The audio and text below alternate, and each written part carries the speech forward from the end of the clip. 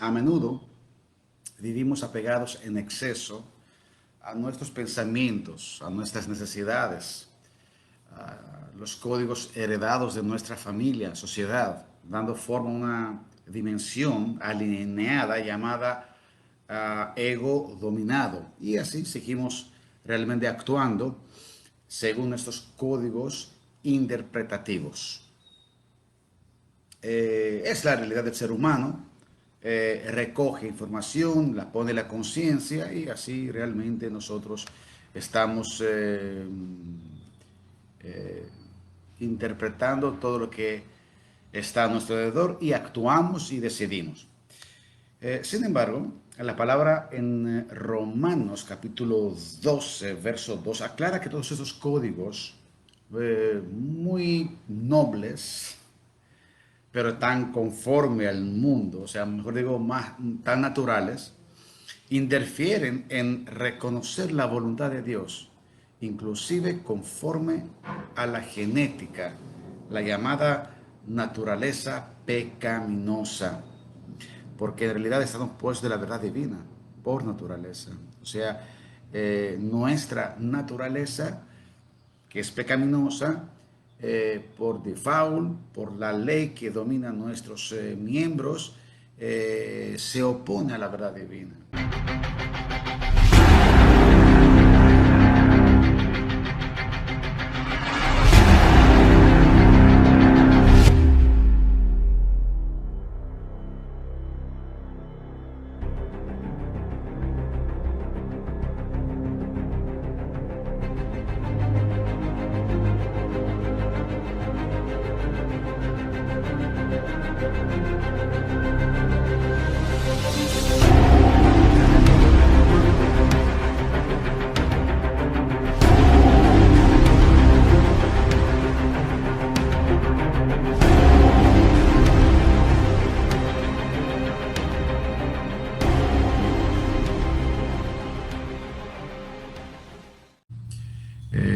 Siendo la verdad divina la columna vertebral, la razón, la existencia de todo lo bueno, perfecto y la gracia que está impartida, que el hombre puede ser satisfecho y útil. Leamos cuidadosamente lo que se nos está diciendo en Romanos 12:2. Dice, nos llama a hacer algo y nos advierte de no hacer algo. Dice, no os adaptéis a este mundo. No hacer eso, sino transformaos mediante la renovación de vuestra mente. Hacer esto, para que nosotros podamos verificar cuál es la voluntad de Dios, la cual es buena, es aceptable y es perfecta.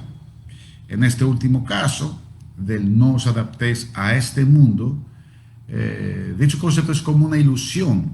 El mundo es una ilusión, una fantasía que pretende situarse siempre en nuestro ego, ya que el mundo en sí es la colectividad de todo lo que es un ego dominante. O sea, es la idea, es el pensamiento por lo cual el mundo está caminando.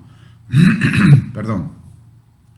Cuando nos encontramos dominados por nuestro ego, la opinión que se tiene de uno mismo está distorsionada.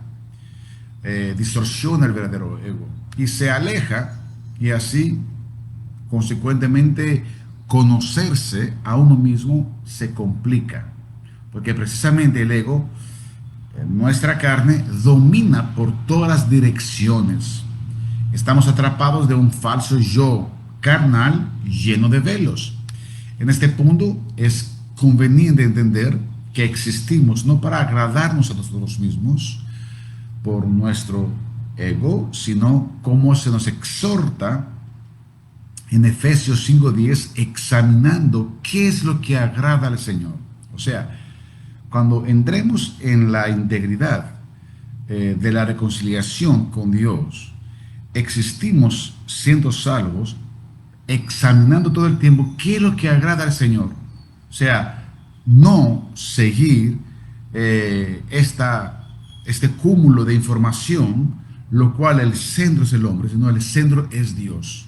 Entonces, cosas muy naturales, hasta nobles en cierta forma, pero Dios no es el centro, no es la fuente para decidir. Definitivamente nos puede llevar clásicamente al error, porque en Dios no hay una contribución entre la luz y las tinieblas. O sea, estas dos cosas no tienen ninguna comunión, ninguna coinonía. Y lo que agrada a Dios es lo que está, obviamente, su voluntad. O sea, su voluntad, lo que Él quiere, es lo que debe agradar al hombre. No a nuestra voluntad del yo, no a nuestra voluntad, que intenta de algún modo satisfacer los deseos de este último de un modo socialmente apropiado y conforme a este mundo.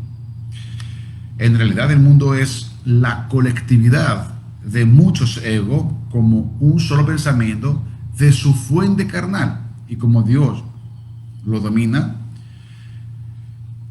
En 1 de Pedro 1:14 dice: como hijos obedientes, no os conforméis a los deseos que antes tenían en vuestra ignorancia.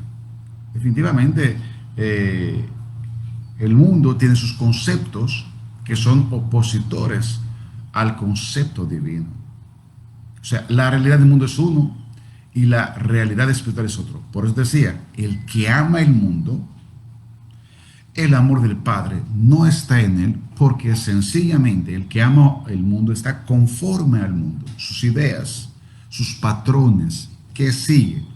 Nuestros patrones tienen principios y valores totalmente distintos. Y esto lo podremos analizar en otra ocasión. En realidad, el ego y su representación colectiva de los deseos de la carne y los ojos es necia y es ignorante. Por eso dice que como hijos obedientes, o sea, a la verdad divina, no seguimos estar conforme a estos deseos que el mundo colectivo tiene, pero es ignorante. Todo. Ya no somos una entidad que incluye la representación de nuestra mente, sino que existimos para manifestar la mente de Cristo. Yo creo que el meollo de todas las enseñanzas, las prédicas, de hecho, el meollo que el Espíritu Santo entra en nosotros, el Espíritu Santo, es para que nosotros adquirimos la mente de Cristo y podemos percibir las cosas únicamente a través de la mente de Cristo. No hay otra forma. No tenemos los ojos exteriores para ver lo natural y que éste nos direcciona. El ego dominante, hermanos míos, es parte de nuestra conciencia, donde recibe sus informaciones por diversos códigos que estamos creciendo, educando, familiares, educativos, culturales. Y así continuamente nos encontramos errados al blanco verdadero, que es la verdad divina, hasta que la sangre de Cristo va a limpiar nuestra conciencia, este regalo divino, por lo cual obviamente excluye la falsa información, nos limpia del pecado que produce más pecado, y entonces nos coloca realmente en una conciencia a través del nuevo nacimiento que se adapta a las cosas de Dios. Por esto, cuando hablamos realmente de despojar, ¿cierto? Hemos hablado mucho sobre el despojo del viejo hombre. Sencillamente hablamos de una renovación en realidad en el espíritu de nuestra mente. Cuando dice despojaos del viejo hombre, en realidad nos dice ahora renuévense con una nueva mentalidad, por la cual no tiene que ver nada con el viejo hombre y su mentalidad, la cual el Espíritu de Cristo y su preciosa sangre nosotros despoja esta antigua forma que nos conducimos por costumbres culturales, genéticas, ¿cierto? Costumbres que hemos adquirido por tradición familiar, con los que estamos relacionarnos desde la escuela hasta nuestras amistades. Este viejo hombre es el ego carnal y dominante, que distorsiona entonces toda esta realidad espiritual con sutileza, representando su propia realidad y razón natural. Entonces, concluimos que en este yo que tenemos nosotros, controla las pulsiones a través de nuestra voluntad que intenta de algún modo satisfacer nuestros propios deseos. Y esto se ve noble hasta filosóficamente. Si ustedes examinan las filosofías desde el Renacimiento y mucho más atrás, o sea, la filosofía platónica, socrática, todos hablan que el centro es humano y cómo es el bien. Sin embargo, este bien no lo podemos encontrar individualmente o separado de Dios, porque nuestro bien es como el fabricante que ha creado cualquier hecho, o sea, cualquier instrumento, lo cual lo ha hecho, lo ha fabricado para que realmente le funcione tal como lo que tenía en su mente, ¿cierto? O sea, los fabricantes de Dell, de cualquier marca realmente, de computadora, la hicieron pieza por pieza para funcionar según la mente del fabricante. Y yo creo que la utilidad de la computadora es cuando se ajusta a estos roles.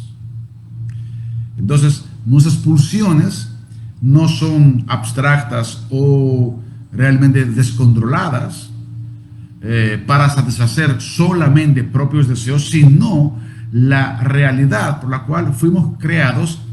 Por esto entonces, muchos de nosotros, buscando satisfacer esos propios deseos, entramos a nuestros sufrimientos. Muchos de los sufrimientos son parte de nuestras decisiones y elecciones. La intención del Espíritu de Cristo es rescatarnos de este océano de egoísmo. Jesús no comprometió la verdad para evitar que las personas se ofendieran. Eso no era su objetivo. Al contrario, habló en un lenguaje claro que si queremos seguirle, debemos seguir su forma de vivir, su forma de mente. Por esto Él nos presta, nos entrega la mente de Cristo, que es lo espiritual. Dice la palabra: el que ama su vida, la pierde. Y el que aborrece su vida en este mundo, que la conservará. ¿Qué estoy aborreciendo yo? Mi vida. ¿Qué es mi vida? Es mi forma de pensar, mi forma de actuar, mi forma de hacer las cosas, cómo yo percibo la realidad mía y mis impulsos y deseos. Todo esto es mi vida. En realidad, el que ama su vida, en la forma como lo presenta el cristianismo, es un padecimiento filosófico, porque dice que el que ama su vida realmente la pierde. Tengo que analizar en el fondo lo que Cristo quiso decir con esta cosa. ¿Por qué el que ama su vida la pierde? ¿Por qué el amor propio no nos conduce realmente a conservar nuestra vida? Porque precisamente el ego, tal como está, naturalmente, es impulsivo y no contemplativo hacia los pensamientos de Dios. O sea, no, el ego natural no funciona a los pensamientos de Dios, se opone a ellos, los aborrece. Entonces necesita el nuevo nacimiento para que todo esto cambie. Recuerden que la serpiente introdujo una filosofía a Eva. Claro que sí, una sabiduría del bien y del mal, a la manera que ella era independiente de Dios. Esas son las filosofías humanistas. Si vamos a analizar que todas las filosofías humanistas, babilónicas, todas esas religiones tienen su origen en la serpiente. Es el centro de su enseñanza, lo cual quiere exaltar al hombre. Ahora vamos a hablar más adelante que esto cómo se convierte en una adoración satánica, o sea, nuestra egolatría. Jesús nos dice que si no excluimos este padecimiento consciente, no podemos ser sus discípulos. Podemos ser religiosos, podemos ser personas que entendemos que sí, Cristo existió, que Dios es todopoderoso, pero no podemos tener una comunión en la vida de Cristo. No podemos ser discípulos. El egoísmo es el gran fruto de la estructura de la serpiente y como una conducta autónoma impulsada que domina la muerte. O sea, nos conduce hacia la muerte. Toda iglesia afirma que ama a Jesús. Ninguna iglesia anuncia que es amiga del mundo. ¿Cómo podemos saber si realmente la iglesia a la que asistimos no está manchada con el tinte de este ego natural del mundo, observamos las tendencias sociales, movimientos, costumbres que corresponden a nuestra generación secular y ver si de alguna manera estas también están dentro de la iglesia. Cuando también están manifestadas en la iglesia, entonces está manchada con el tinte del ego del mundo. Por ejemplo, últimamente, estos últimos 8 años, se está escuchando mucho la palabra coach o coaching. Pero esto no es realmente algo por lo cual hemos recibido dentro de los ministerios de Efesios. O sea, los ministerios que están para la preparación. ¿Qué es el coaching? No es otra cosa que una dirección natural en el mundo, porque primero apareció en el mundo y luego entró dentro de la iglesia. O sea, el coaching no lo impartió la iglesia en el mundo, sino el mundo, y algunas iglesias frágiles lo han adaptado porque a lo mejor mercadotécnicamente era más atractiva de ser pastoreadas. Ok, la iglesia no se divide en subgrupos. Obviamente es una. Todos sus miembros colaboran según su capacidad de llamamiento y realmente crecen hacia la estatura del varón perfecto. Nosotros no necesitamos absolutamente nada de parte del mundo, porque todas las ideas, todas las filosofías que están en el mundo no pueden, lo noble que parezcan, contribuir al crecimiento espiritual que es puramente por parte de Dios. No somos un cuerpo orgánico que nos pide el cuerpo algo y nosotros actuamos. Nosotros estamos dentro realmente de una unión absoluta con el Señor, unidad, que esta unidad nos lleva, nos conduce a ir a donde más conviene a nosotros, y es la voluntad de Dios. Por ejemplo, Pablo quería irse en Troyas. ¿Era esto obra del Espíritu? No. Él mismo quería irse realmente a donde Troyas. Sí, quería hacer una noble obra. Sin embargo, el Espíritu Santo lo conduce hacia Tesalónica. No habían almas en Troya para salvar, por supuesto había, pero la perfecta voluntad de Dios lo conducía a Tesalónica. ¿Por qué Tesalónica?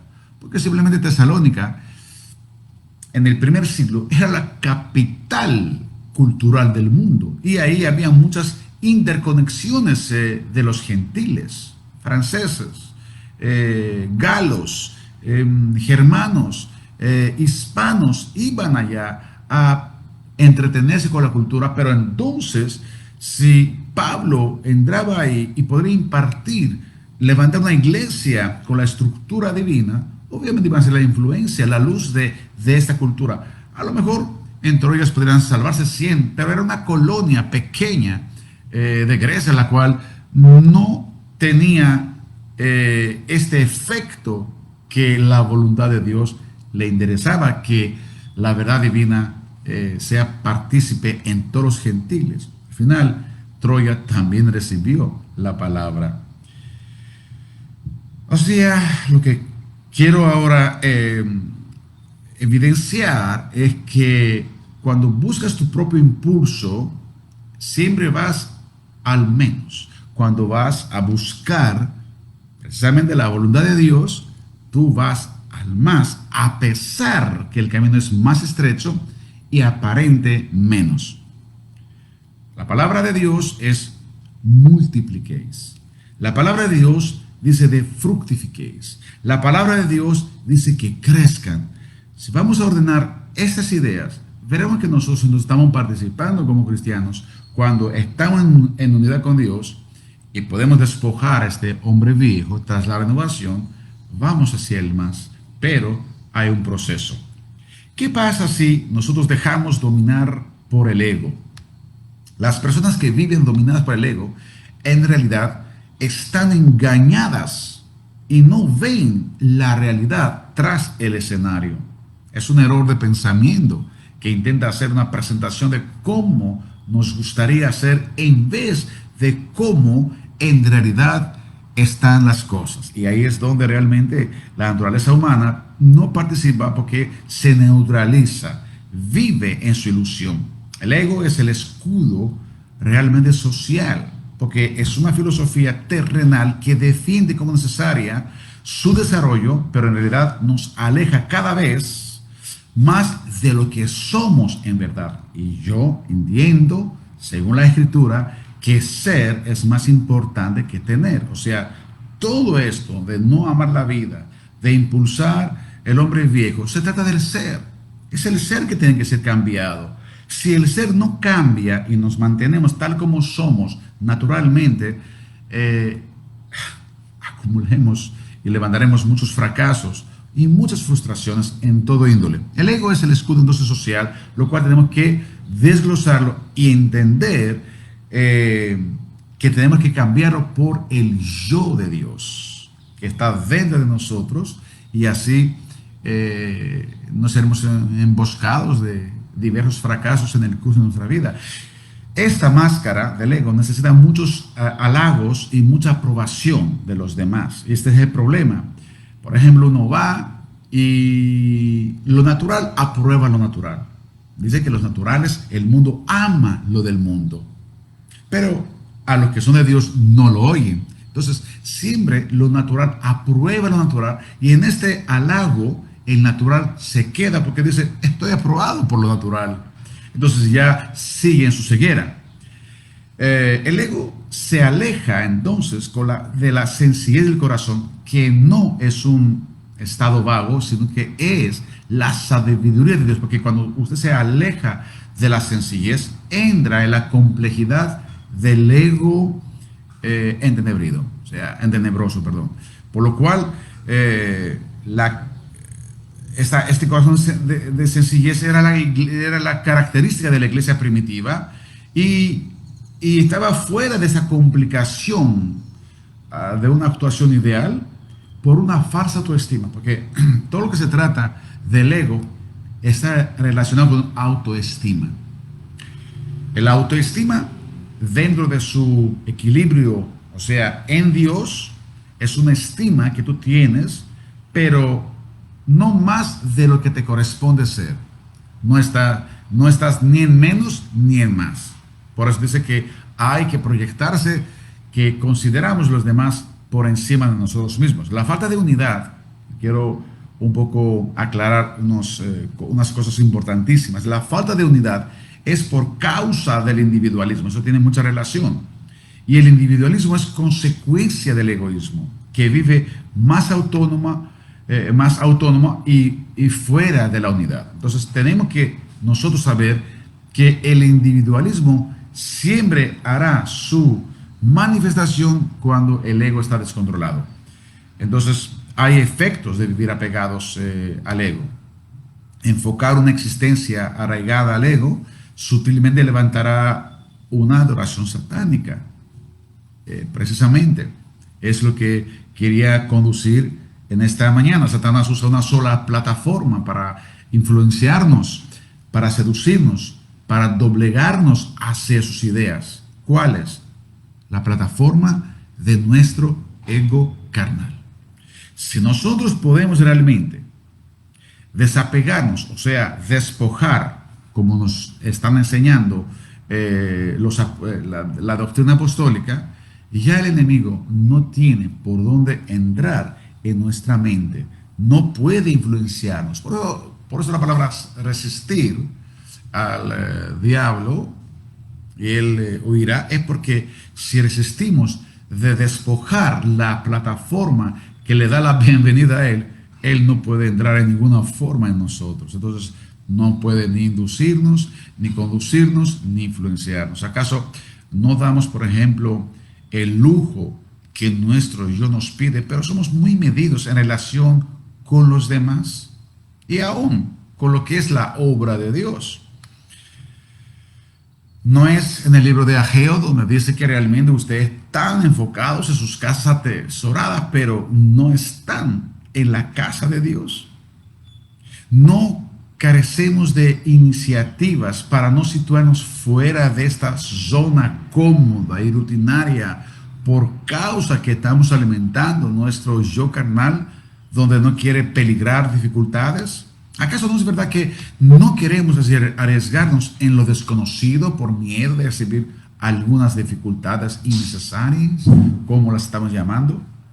Hermanos míos, el ego no es más que el deseo de tu protección y autoproclamación que una persona tiene por sí misma. Y yo creo que es el momento donde cada creyente debe entender que su protección no es el sí mismo, como noblemente lo está realmente enseñando la filosofía terrenal. Nosotros somos protegidos por Dios. Su gracia, dice, nos basta. No se trata ni de autoestima, ni de psicología, ni de nada.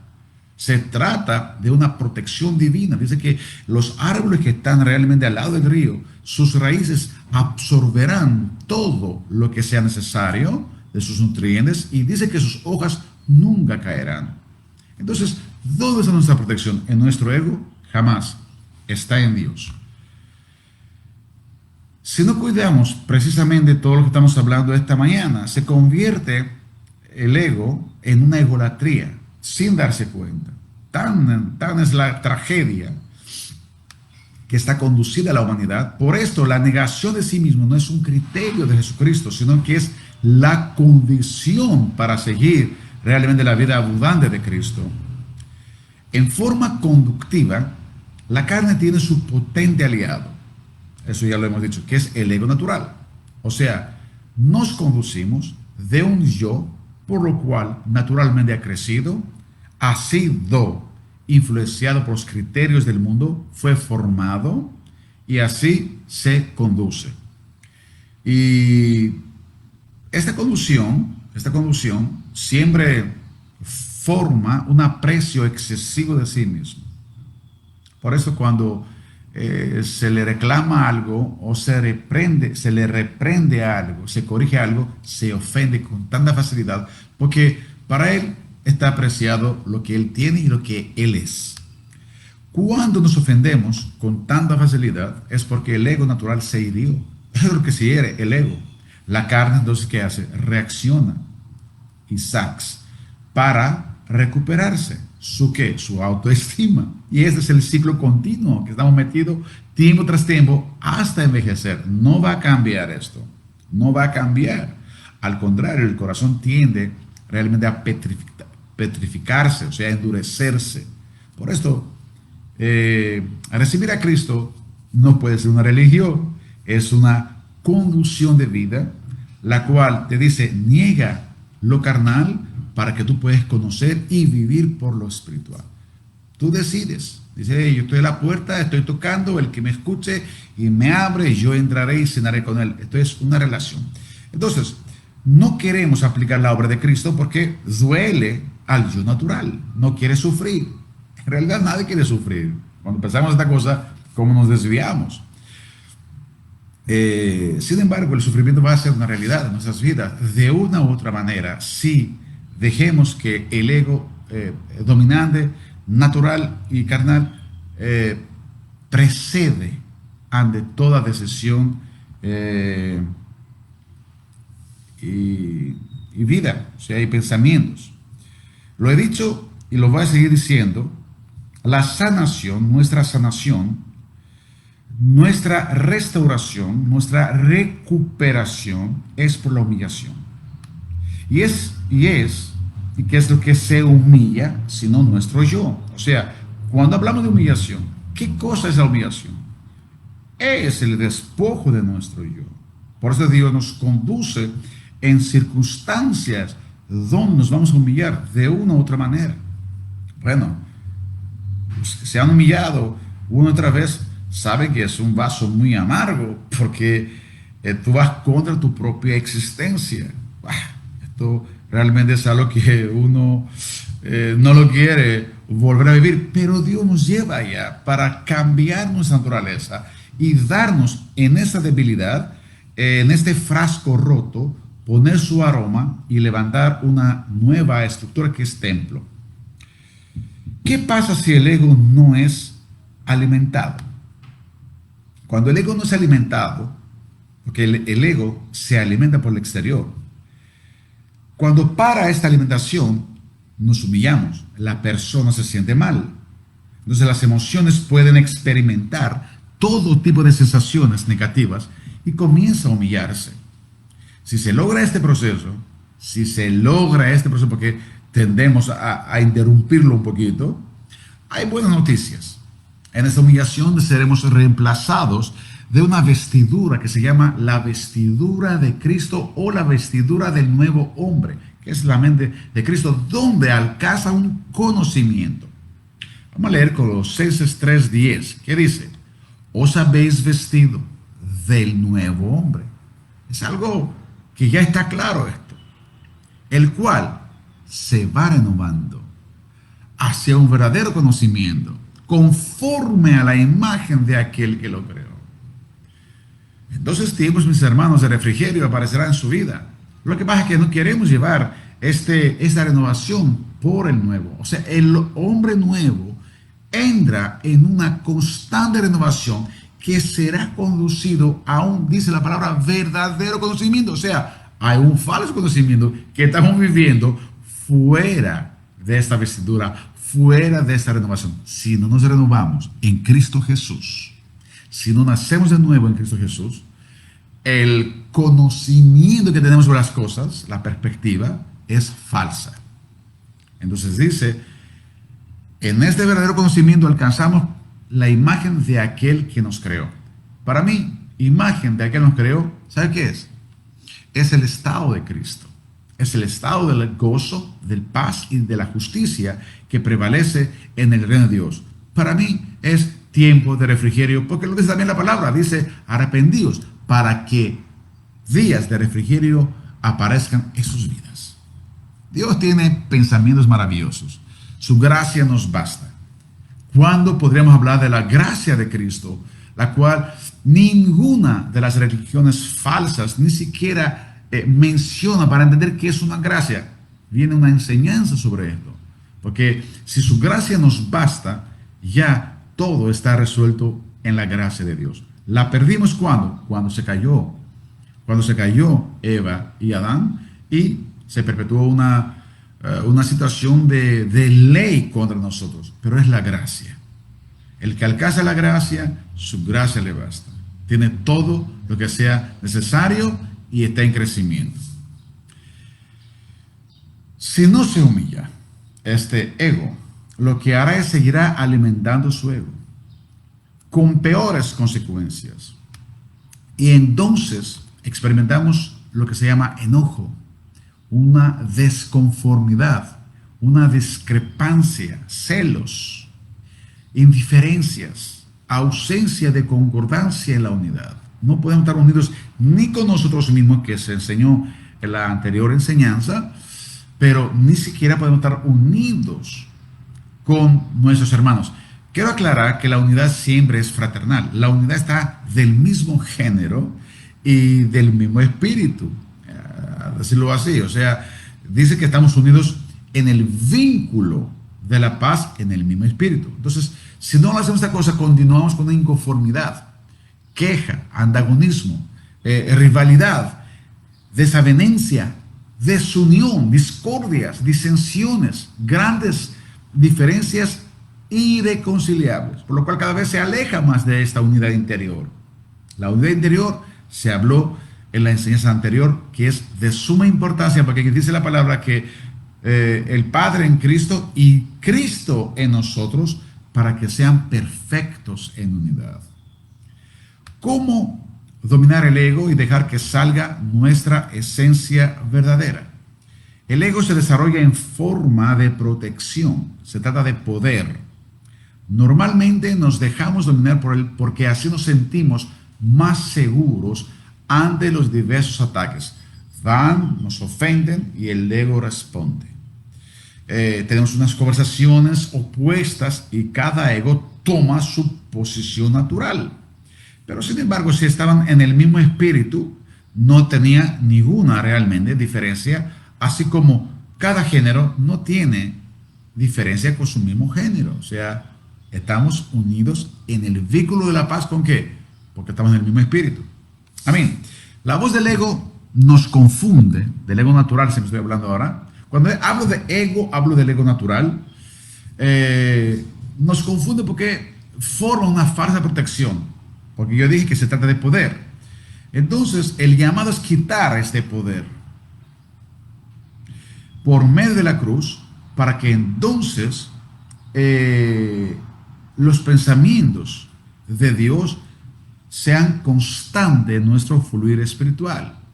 Entonces, no podemos extraviarnos realmente de los errores que tiende mucho el ego natural. Israel se quejaba por todo. En realidad no pudo levantar su propia cruz en el desierto. Todo el tiempo era una queja constante, era una murmuración. Esta era la mentalidad que operaba por su yo natural que adquirió en Egipto.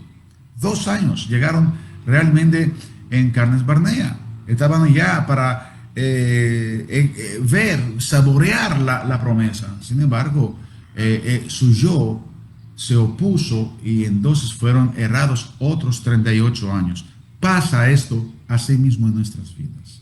Donde estamos cerca de la bendición, el ego sutilmente, como plataforma del enemigo, nos extravía y hacemos esos ciclos desérticos una y otra vez que nos conduce en muchas frustraciones. La palabra está muy clara. Jesús dice: el que no toma su cruz y sigue en pos de mí no es digno de mí. ¿Por qué? Porque obviamente esta dignidad está en la unidad por la cual estamos en el mismo espíritu. No aprender, controlar el poderoso ego significa no estar en disposición de ser guiados por la mente de Cristo. Tenemos que contemplarlo, examinarlo, porque de verdad nada es una casualidad. Vivimos por el poder que domina nuestro corazón. No se toma primero decisiones y después dice: Señor, baja y ayuda. Esperamos la manifestación de su poder y confiadamente andamos tras este evento que el mismo Espíritu nos conduce hacia Tesalónica y no hacia Troya, como el ser natural de Pablo quería. Entonces, y solo entonces seguirás el poder que te llevará en todo lo que Él preparó para ti, y sencillamente los montes desaparecerán. El no hagas de Dios no es para privarte del bien que Él preparó, sino es para cuidarte de la autodestrucción del ego. Termino con las 3 características del ego, cómo se revela. Primera, está conectado con el pasado y desde allí fabrica futuro. No. Nosotros, en Cristo Jesús, dice nueva criatura, es las cosas viejas han pasado, he aquí todas son hechas nuevas. Yo creo que ahí es lo que se marca la diferencia. Necesitamos huir de la vanidad del ego. ¿De qué se alimenta el ego? Se alimenta de la carne, que está llena de pasiones, de esta ley de sus miembros, pero también se alimenta de las experiencias vividas, de lo propio, de lo que pertenece a uno mismo, de mí, de lo mío. Entonces ahí dice: yo de nada yo me arrepiento. No le hemos escuchado mucho estas palabras de mucha gente. De nada me arrepiento. Dios nos llama, o sea, una palabra muy pesada, como si fuera que Él nunca ha hecho algo de error. Dios nos llama a salir de esta mente egoica que da un sentido excesivo al yo, y vamos a acudir a Filipenses 2:7, dice: sino que se despojó a sí mismo. ¿Quién se despojó? Jesucristo. ¿Cómo Dios se podría realmente, la manifestación de la plenitud de Dios, despojarse? Esto significa que realmente Él logró humillarse y no aferrarse a algo bueno sino, que estaba dentro de Él, sino oír la mente que Dios le puso. Ahora lo voy a explicar mejor para que lo entendamos, y hacer todo lo que el Padre le agradaría. Jesús tenía que despojarse de sí mismo. Así entramos al yo sostenible de Dios. Jesús fue despojado y fue sostenido de Dios, formando en él toda su perfecta voluntad. Isaías 42:1. Y eso se extiende hacia nosotros. He aquí mi siervo, habla de Jesucristo, a quien yo sostengo. ¿Lo entendimos? A quien yo sostengo. Es un yo que sostiene el ser, pero no es el ego, sino aquello que noblemente se llama Dios, Elohim, aquel que realmente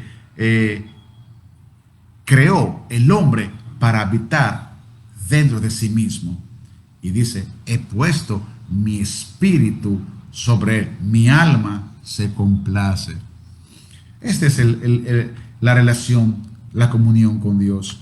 Nuestro ego participa en cada pensamiento, en cada recuerdo, en cada interpretación, punto de vista y opinión, en toda reacción y en toda emoción. Me dolió y así me autoprotejo. Reacciono por protección, pero dice la palabra que estamos sostenidos por Dios, y esta es una palabra por la cual tenemos que desarrollarla correctamente en nuestro ser. Vamos a la segunda característica del ego, que es el ego dominante. Confunde opinión nacida de una creencia o religión y de emoción con la certeza de la mente de Cristo. Obviamente la mente religiosa también tiene su certeza, y esto lo podemos ver y entender porque todos siguen su religión en todo el mundo. Sin embargo, hay una certeza que está en la mente de Cristo, que está en continuo avance de unidad y de reposo.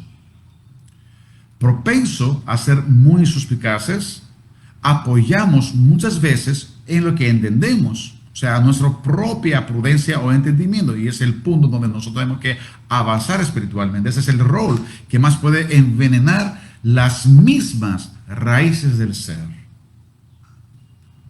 Hay gente que está hablando ciertas cosas y dice no, porque mis padres me enseñaron esto, porque mi tradición me enseñó esto. Entonces, ahí realmente no hay mucho que hacer porque la gente no quiere desapegarse de este veneno. Jesús fue juzgado mal por el entendimiento suspicaz de la religión judaica.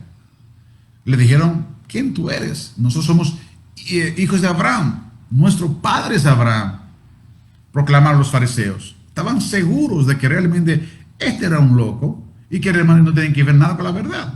Suspicazmente ellos manifestaron ideas muy propias de que cómo se han desarrollado era lo correcto. Pero no estaban alineados con la verdad.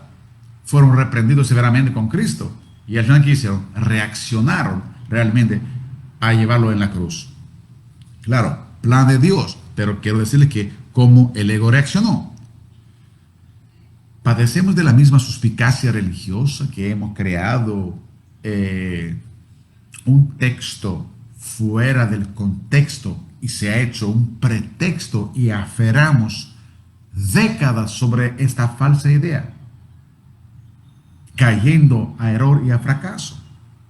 El error suspicaz es experto en clasificar en función su propia percepción. El ego es subjetivo, es muy parcial, siempre defiende algo por lo que aprendió. Noble parece, pero hay que verlo siempre a la luz divina.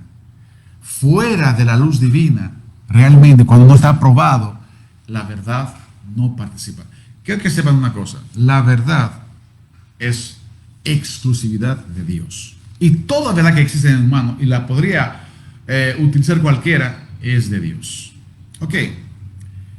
No, entonces, por ser parcial y subjetivo, el ego distorsiona las actitudes como un poderoso sirviente de la imaginación creadora para confundir una creencia con la certeza de la mente de Cristo. Y sabe una cosa, muchos participamos a esta creencia una y otra vez, no cambiamos. El Señor hace una sorprendente llamada de la forma de actuar con propio entendimiento y opinión.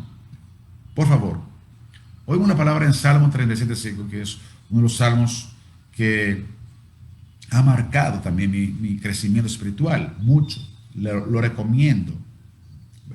Marca crecimiento. Dice, encomienda al Señor tu camino. Confía en Él y Él actuará. Esto es algo impresionante.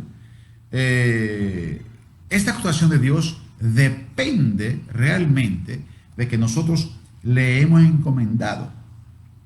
No hay mayor fe activa que estar seguro que Dios en su momento va a actuar y lo va a hacer en forma perfecta, en vez de buscar a decretar mi fe por una creencia que yo tengo en mi mente. Es importante comprenderlo esto. Él actuará. Yo creo en Dios. Puede pasar 10 años, 15 años, pero okay, una pregunta. ¿No fueron los héroes de la fe que vivieron toda su vida sin recibir lo prometido?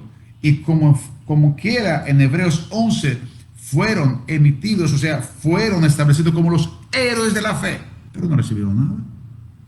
Dice que es la convicción de lo que se espera. Pero, ¿cómo un héroe de fe que no ha recibido nada? Como lo que está mencionado desde Daniel, desde Sara, Abraham, todos ellos.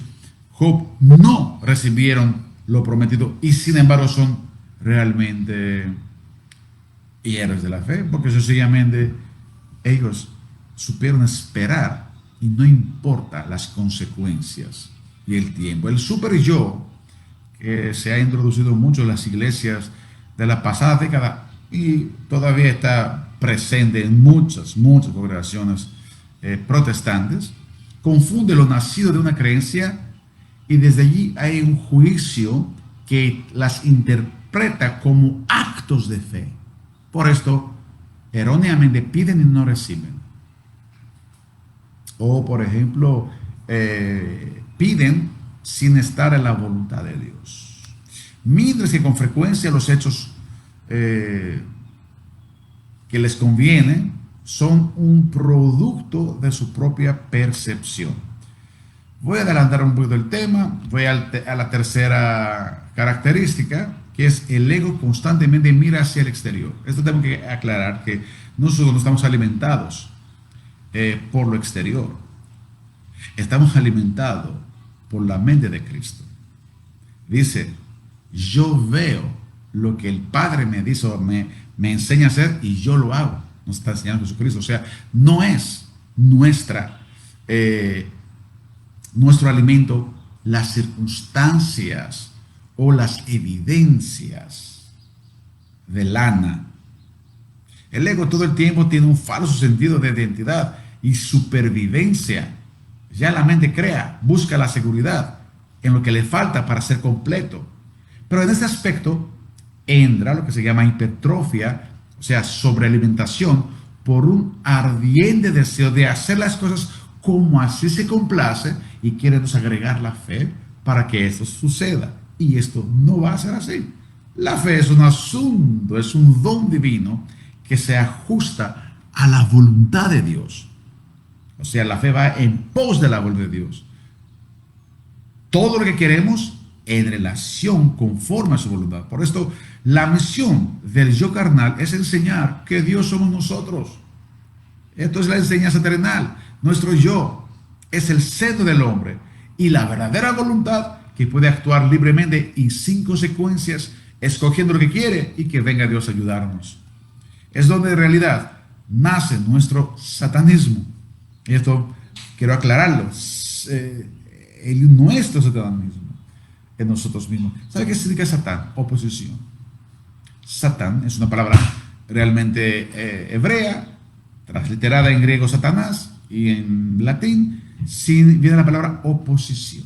O sea, ¿oposición de qué? De la voluntad de Dios. Y es donde en realidad nace nuestro satanismo. Nos adoramos nuestra posición y queremos, o sea, la posición del ego, y queremos ahora que el Señor venga con nuestra fe a hacer lo que nosotros queremos. Eso es adorarse en una forma, a sí mismo.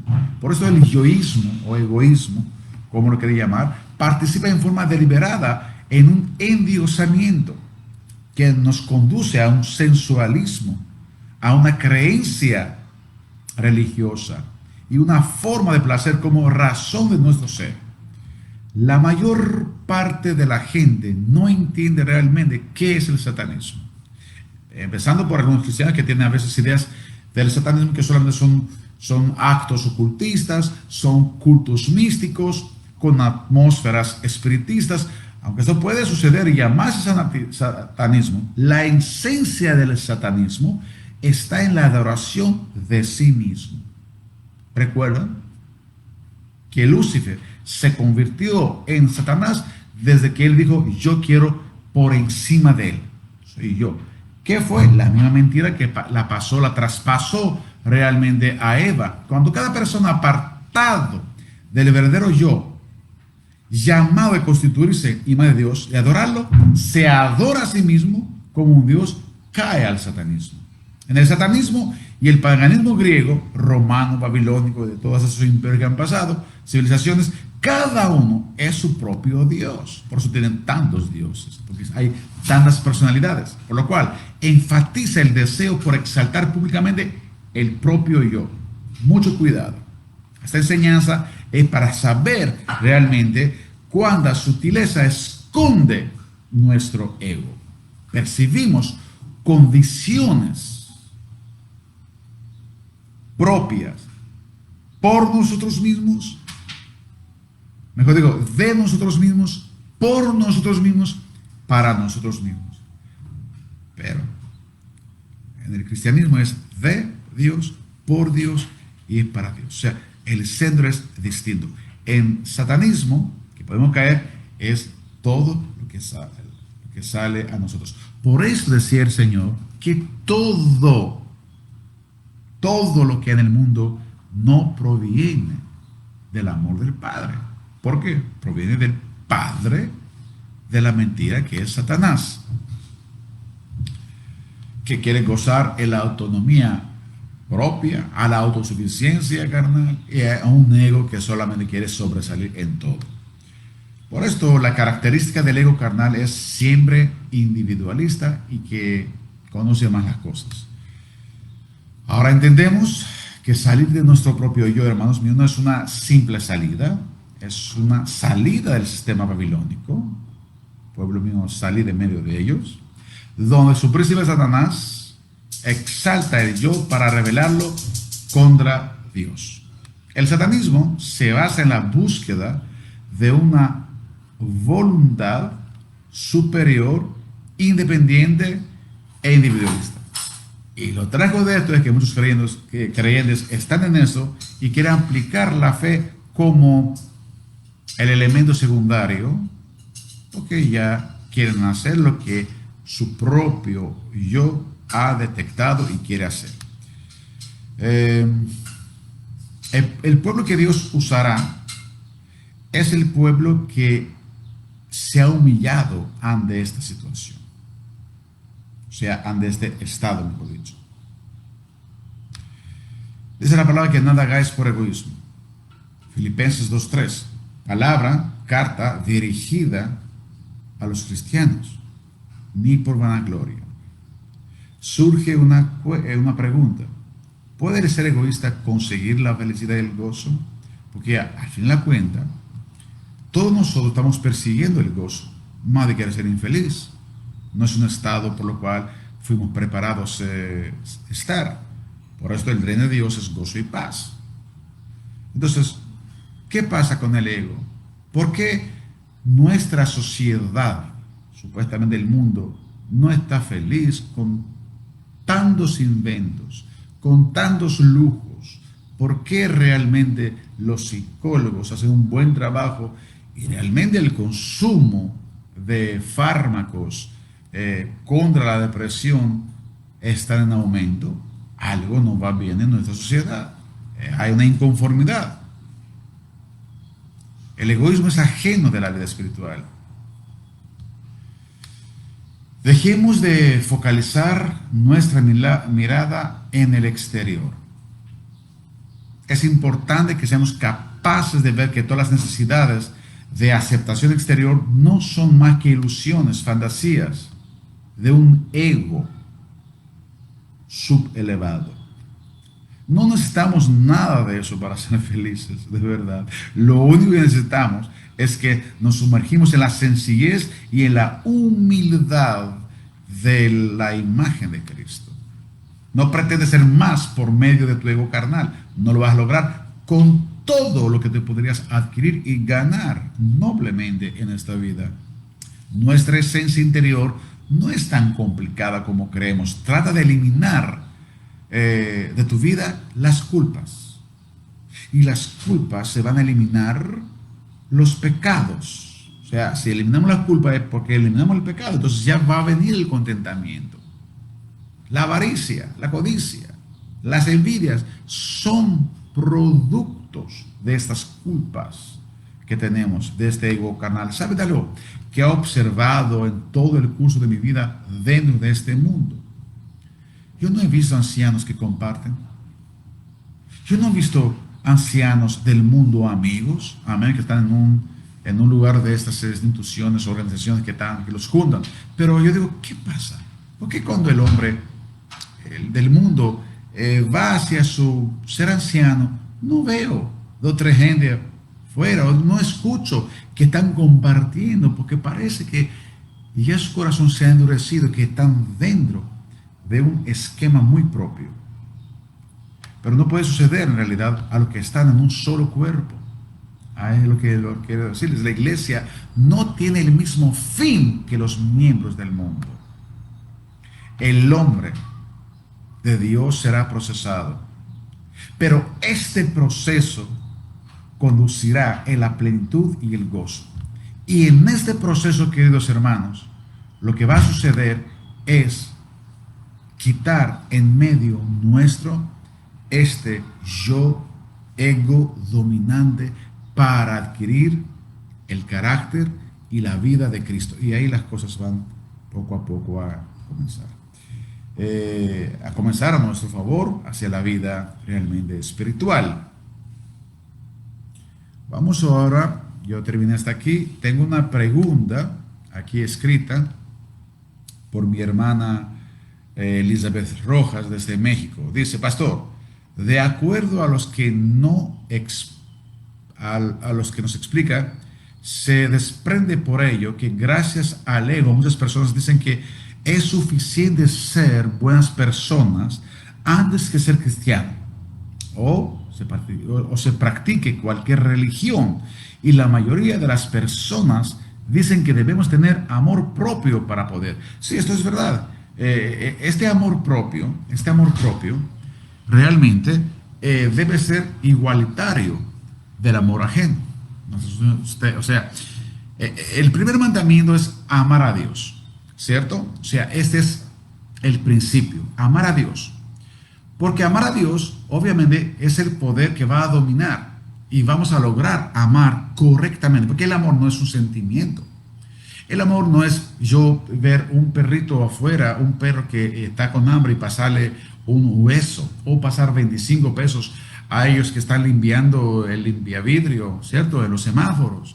No, o sea, no se trata, hermanos míos, el bueno realmente, Jesucristo dijo que nadie es bueno en primer lugar. O sea, nadie es bueno, lo dijo el mismo Jesucristo, solamente Dios. Entonces, para ser bueno, yo tengo que unirme a Dios. Este bueno no me va a llevar en mi naturaleza buena como yo la entiendo sentimentalmente, sino a hacer la voluntad de Dios. En realidad, dice Jesucristo, mis hermanos son los que hacen la voluntad de Dios. O sea, bueno es el que hace la voluntad de Dios. Entonces, vamos al segundo mandamiento que dice, amar a tu prójimo como a ti mismo. Esta es la lucha. Por esto, Dios sabio puso en nosotros la idea y el concepto de vivir comunitariamente, en forma de comunidad. Y yo creo que Filadelfia, precisamente, entendió esta meta de Dios, para que podamos experimentar una vida por la cual estamos todos nosotros en este cuerpo, por lo cual uno apoya al otro y poco a poco aprende a amarse. Hermano, no puedes amar a una persona en distancia. Nos incluimos en el cuerpo de Cristo y en cada iglesia local tenemos aquellos que no necesariamente siempre están como quisiéramos tener, pero estamos llamados para trabajar con ellos y amarlos. Entonces, realmente, no sé si yo respondí a la hermana Elizabeth que las religiones no pueden realmente conceptualizar el amor tal como es, sino que nos desvían porque nos acomodan de estar en las prácticas religiosas. Aquí estamos hablando de una perfecta unidad que se encuentra en Cristo Jesús. Asimismo, el individualismo es una consecuencia del egoísmo, como tú estás afirmando más adelante, y la negación realmente es parte de lo que estamos trabajando. Y bueno, hasta aquí. Dios le bendiga. Espero que el próximo sábado